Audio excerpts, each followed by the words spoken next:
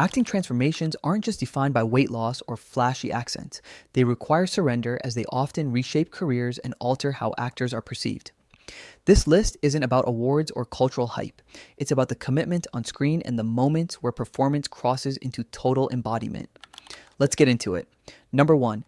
Robert De Niro in Raging Bull. Anyone who witnessed Robert De Niro in Raging Bull in the 1980s will agree that his transformation wasn't just physical, it was autobiographical in a psychological sense. I think this is the moment American cinema permanently changed how it understood commitment. Not because De Niro gained and lost weight, but because he turned his own body into a narrative instrument. The transformation wasn't something layered on top of the character, it is the character. On the surface, the story is simple. Jake LaMotta, a boxer whose violence in the ring mirrors his violence at home, slowly destroys every relationship he touches.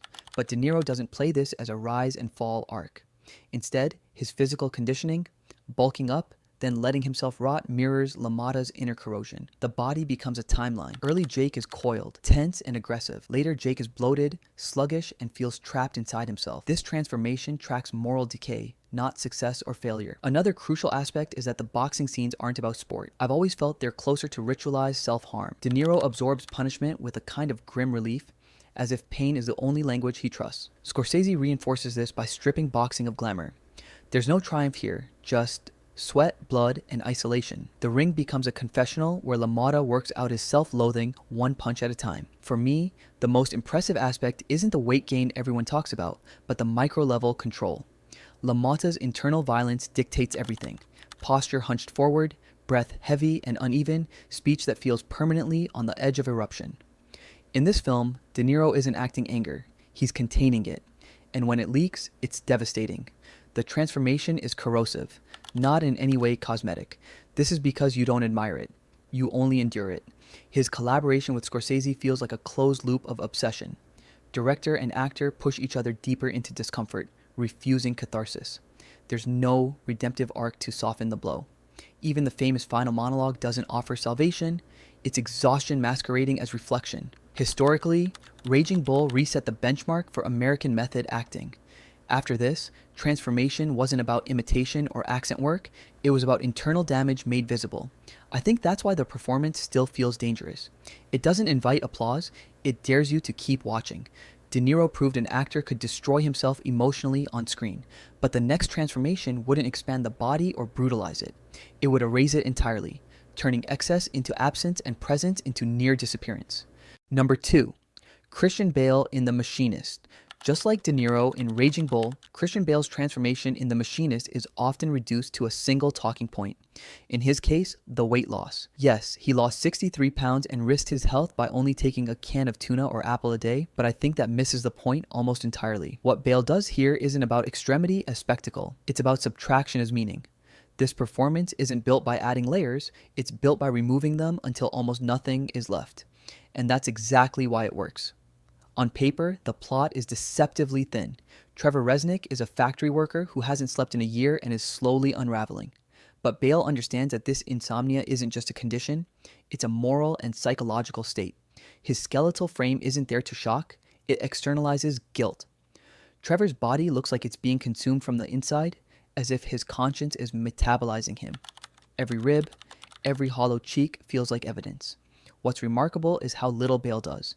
Dialogue is sparse, emotion is muted, movement becomes the primary storytelling tool. He drifts rather than walks. He occupies space as if apologizing for it. His stillness even becomes threatening. I've always felt that the real horror of The Machinist isn't the imagery. It's the way Bale makes absence feel oppressive. You're not watching a man unravel, you're watching a man already gone, haunting his own life. This is where the performance avoids the trap so many imitators fall into. Later films chase the headline, how much weight did he lose? And without understanding the intention. Bale's transformation isn't heroic, impressive, or admirable, it's uncomfortable. There's no triumph in it, no sense of discipline as virtue. The body isn't being conquered, it's being erased, and that distinction matters. Historically, the film arrives during a post-2000 indie moment obsessed with discomfort and alienation. But Bale separates himself from the movement by refusing irony or distance. He doesn't comment on Trevor's suffering. He inhabits it. I think this performance quietly redefined Bale's career. It announced a volatility that would become his signature, the willingness to swing radically between physical extremes, not for attention, but for psychological truth. At its midpoint, The Machinist almost dares you to stop watching. Bale proved that an actor could disappear so completely that the performance itself feels like a void. But stripping the body is one thing. The next transformation wouldn't vanish inward. It would turn outward, confronting the audience with something far harder to process. Because if Bale made the body disappear, the next performance made beauty itself unbearable. Number 3, Charlize Theron in Monster. South African-born actress Charlize Theron's performance in Monster doesn't just challenge the idea of transformation, it detonates it. I think this is one of the rare cases where an actor doesn't become someone else so much as step out of the way entirely. What makes it extraordinary isn't the weight gain or prosthetics, though those matter. It's the decision to abandon cinematic beauty as a tool altogether and treat it as an obstacle to truth. On a basic level, Monster tells the story of Aileen Wuornos, a sex worker turned serial killer, but Theron refuses to frame Aileen as a monster in the way the title suggests. She also refuses to redeem her. That balance is the transformation. There's no softening, no moral hand-holding, and no attempt to make Aileen palatable. Instead, Theron grounds the performance in loneliness. Not menace, not rage, just loneliness. And I think that choice is why the performance still feels unsettling 2 decades later. Physically, Theron strips away every trace of her star persona. The prosthetics flatten her features. The weight gain alters her posture. Her movements become defensive, inward, and reactive. But none of it feels like a disguise. It feels more like erosion. You're not watching Charlize Theron look different. You're watching her give up the protection that beauty and charisma usually provide. That's a much scarier form of vulnerability. What really anchors the transformation is emotional access. Theron's Aileen isn't confident in her violence. She's desperate inside it. Scenes that could have leaned into shock instead collapse inward. Her outbursts feel less like threats and more like failed attempts at connection. I've always felt that the most painful moments in Monster aren't the murders. They're the silences afterward when Aileen realizes nothing has changed and no one is coming to save her. Culturally, this performance shattered a long-standing imbalance. For decades, awards-friendly transformations were defined by masculine suffering, men gaining weight, losing weight, aging, and brutalizing themselves. Theron forced Hollywood to confront a different kind of risk, a woman making herself socially invisible. Not powerful, not inspiring, just exposed. That shift expanded what serious acting was allowed to look like. Midway through Monster, it becomes clear this isn't a performance built on control. It's built on surrender. And that raises an unsettling question. What if transformation isn't about altering appearance at all, but about changing how an actor exists inside a frame? The next transformation answers that by taking something even more fundamental away. Because the following performance isn't about choosing vulnerability, it's about living inside physical limitation itself. Number 4, Daniel Day-Lewis in My Left Foot. Also known as the Chameleon, Daniel Day-Lewis has always been a man of transformation. But his performance in My Left Foot represents a different category of transformation. One rooted, not in spectacle or shock, but in total bodily submission. I've always thought this performance is misunderstood when it's reduced to method extremity, because what Day-Lewis does here isn't about suffering for attention. It's about precision, control, discipline sustained over time. The film tells the story of Christy Brown, a writer and painter with cerebral palsy who can control only his left foot. Day-Lewis didn't approach this as a set of behaviors to imitate. He approached it as a physical reality to inhabit. He remained in character on and off set, refusing assistance, staying in the wheelchair, allowing his body to experience frustration, dependency, and restriction as lived conditions. This wasn't about authenticity as a badge of honor. It was about removing the safety net between actor and circumstance. What's remarkable is how completely the physical constraint dictates the performance's psychology. Lewis doesn't act, anger, intelligence, or humor. Those traits emerge from limitation. His posture determines his emotional state. His breath controls his tempo. His eye focus becomes a primary channel for thought. I think that's why the performance feels so intimate.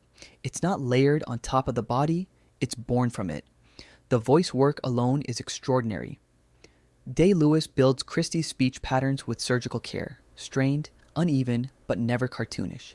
Each word feels earned, pushed through resistance. There's no exaggeration for effect. The performance trusts the audience to meet it halfway, which is rare, especially in biographical films that often lean toward grand gestures and obvious emotion. Historically, My Left Foot reset expectations for what biographical acting could be. Before this, transformations were often judged by resemblance or mimicry. Day-Lewis shifted the metric to endurance. This is a performance sustained across every frame, every pause, every breath. There are no Oscar scenes because the entire film is the work. Transformation isn't something he turns on for key moments. It's the baseline. What I admire most is the absence of spectacle. There's no invitation to applaud the effort. The film never winks at the difficulty of what we're watching. That restraint is what makes it powerful. You don't admire the actor, you engage with the person he's portraying. That's a subtle but crucial difference. Midway through the film, it becomes clear that Day-Lewis isn't demonstrating limitation. He's negotiating with it, living inside it. And that raises the stakes for everything that follows. Because if this transformation was built on control, the next one would abandon control entirely, turning unpredictability, instability, and psychological fracture into the performance itself. Number 5. Heath Ledger in The Dark Knight. Heath Ledger's Joker isn't a transformation you admire from a distance. It's one that destabilizes the entire film around it. I think that's why it still feels unsettling years later. Ledger didn't disappear into makeup or hide behind prosthetics. Instead, he rebuilt the movie's moral center and then poisoned it from the inside out. In preparation, Ledger isolated himself for weeks, keeping journals filled with fragmented thoughts, images, and rhythms rather than traditional character notes. What's important here isn't the mythology around the process, but the intention behind it. Ledger wasn't chasing madness as a spectacle. He was engineering unpredictability, and that choice came at a cost. Physical exhaustion, psychological strain, and a deliberate separation from comfort. You can feel that tension vibrating under every scene. Physically, the Joker is never still in a reassuring way. Ledger's posture slouches and coils at the same time. His movements feel improvised, like decisions are being made mid-motion. Even when standing quietly, there's instability. Tiny shifts, sudden stillness, and a sense that violence or laughter could erupt without warning. I've always thought this physical uncertainty is what makes the character terrifying. You can't read him, and neither can the other characters. The voice is the master stroke. It's not an accent, it's a weapon. Ledger uses pitch, pacing, and interruptions to destabilize whoever he's speaking to. He drags sentences out, then snaps them shut. He laughs in the wrong places, or not at all. Dialogue becomes psychological pressure. I genuinely believe this is one of the smartest vocal performances in modern cinema because it refuses consistency. The Joker sounds different depending on who he's talking to because he's testing them. Midway through the film, it becomes clear that Ledger's Joker isn't trying to win. He's trying to contaminate. That's the vortex that pulls you deeper in. This isn't a villain chasing power. It's an idea trying to spread. Ledger didn't vanish into the role. He rewired the story so that every ethical question runs through him. The genre impact was immediate and permanent. Comic book villains were no longer obstacles to punch through. They became philosophical threats. After The Dark Knight, audiences expected antagonists to mean something, not just menace something. Many imitators copied the surface. Grim tone, smeared makeup, seriousness, but missed the core structure. The Joker works because he's an argument, not a performance trick. What makes this transformation great, in my opinion, is restraint. Ledger doesn't dominate scenes by volume. He dominates by implication. And even when absent, the Joker shapes behavior. That's rare. And it's why the performance lingers. It doesn't end when he leaves the frame, but transformation doesn't always announce itself with chaos. Sometimes it arrives quietly, and sometimes it sings. Number 6. Marion Cotillard in La Vie en Rose. Marion Cotillard's transformation as Edith Piaf is one of the quietest on this list, and I think that's exactly why it's so powerful. Where many transformations announce themselves through suffering or extremity, Cotillard's works through fragmentation. Time breaks, the body weakens, joy flashes and vanishes, and somehow none of it feels performed. What makes La Vie en Rose so risky is its refusal to offer continuity as a safety net. Piaf's life isn't presented as a smooth arc. It's shattered across ages, illnesses, triumphs, and collapses. Cotillard has to rebuild the character again and again within the same film. I've always felt that this is one of the hardest things an actor can do. Not just aging physically, but emotionally recalibrating in seconds. She doesn't transition into these moments. She arrives already altered. The voice is central, but not in the way biopic performances usually treat it. Cotillard didn't chase a perfect impression. Instead, she let the voice emerge instinctively on set, shaped by breath, posture, and emotional state. Sometimes it's sharp and commanding, other times it's thin, cracked, and barely holding together. To me, this feels less like mimicry and more like emotional time travel. The voice changes because the soul has changed. Midway through the film, the transformation becomes almost invisible. That's the question here. At what point do you stop watching an actor become someone and start accepting that they simply are? Cotillard doesn't impose control over Piaf. She surrenders to her. Fear, doubt, and uncertainty weren't obstacles in preparation. They were tools. Cotillard has spoken about dismantling admiration for Piaf, stripping away reverence so she could access the woman beneath the myth. I think that decision is why the performance never feels sentimental. Makeup plays a crucial role, but it's never the point. It functions as narrative punctuation rather than spectacle, marking time and decay while Cotillard does the harder work internally. You could remove half the prosthetics and the performance would still land. That's how you know the transformation is real.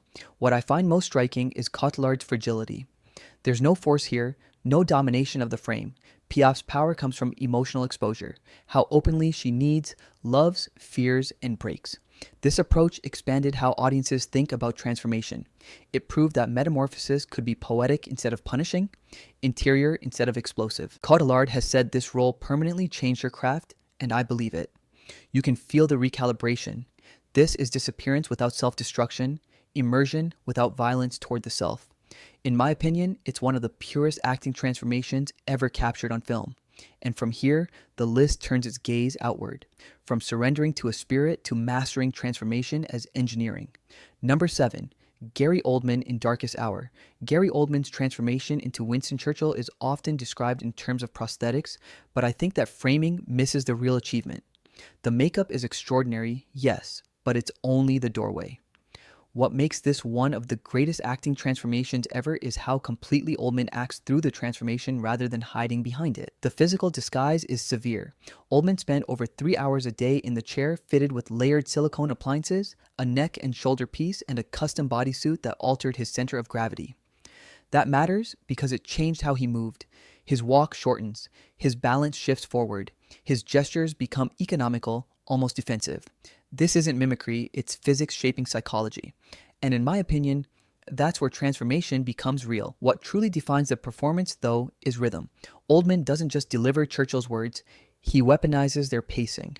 Pauses stretch just long enough to make subordinates uneasy. Sentences land like decisions being tested aloud. The famous speeches work not because they're rousing, but because they feel worked through in real time. You sense doubt-fighting conviction at the edge of every line. That tension is the performance. Midway through the film, something subtle happens. The makeup disappears, not literally, but perceptually. You stop watching Gary Oldman in makeup and start watching a man under historical pressure. That's the point. How many transformations actually survive close-ups? Oldman's does because the face never locks. The silicone was engineered for micro-expression, and Oldman uses every millimeter of it. Eyelids droop with fatigue. The mouth tightens when certainty falters. The eyes flicker with calculation. I think this is some of the best close-up acting of the last 20 years. What I admire most is the restraint. Churchill is a mythic figure, but Oldman resists embalming him. This isn't a statue performance. It's intimate, sometimes awkward, and occasionally insecure. Authority here isn't loud. It's carried in stamina. Scene after scene, Oldman sustains pressure without release. Leadership becomes endurance. Context matters too. This role feels like the culmination of Oldman's entire career. A performer who has spent decades disappearing into extremes, finally applying that mastery to containment. No theatrical excess, no flamboyance, just control. It's transformation refined down to precision. Why does it matter? Because it reset expectations for prosthetic acting. It proved that transformation doesn't have to obscure performance to be effective. In fact, the more extreme the disguise, the more disciplined the acting must become. True acting transformation isn't about how much you can see, it's about what can't be undone. The performances here didn't rely on shock, novelty, or surface level change.